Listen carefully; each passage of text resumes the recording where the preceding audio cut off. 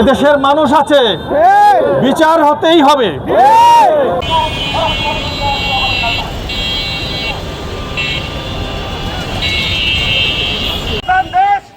সেখানে 300 থেকে করে 400 জন শিশুকে প্রতি বছর হয়েছে। আপনি প্রধানমন্ত্রী কত জনের কাছে যাবেন? আজকের আমিষা থেকে কত হয়েছে এবং আলী মোহাম্মদ সুমন মাস্টার, আলী মোহাম্মদ সুমন মাস্টারকে তার বক্তব্য রাখার জন্য আমি দৃঢ় অনুরোধ করছি। অনেক ক্ষেত্রেই অনেক রকম কাজ করে থাকে, সেই ধরনের কাজগুলো অসামাজিক ধর্ষণ তার মধ্যে একটা। সেই ধর্ষণ এবং এই জাতীয় অপরাধকে নির্মূল করার জন্য যথেষ্ট নয়। আমরা প্রশাসনকে দাবি জানাচ্ছি এই জঘন্য অপরাধ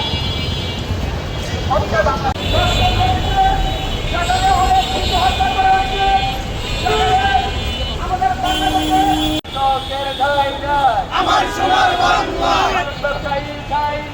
আমার সোনার বাংলা, আমার সোনার বাংলা, এই বাংলায় হবে না।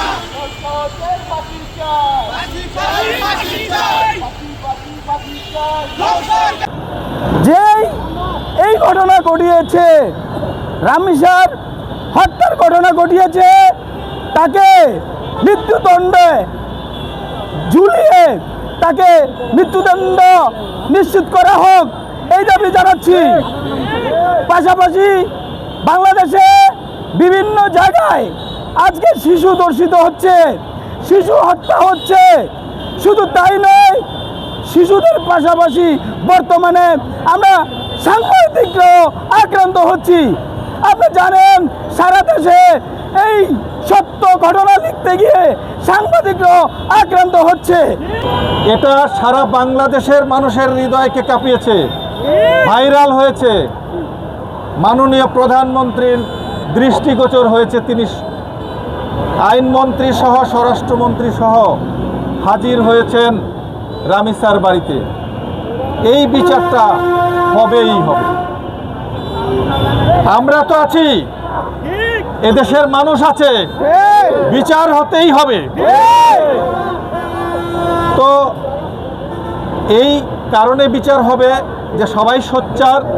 প্রধানমন্ত্রী গিয়েছেন, তারপর যে ধর্ষক তার সঙ্গতি কম, প্রভাবশালী নন।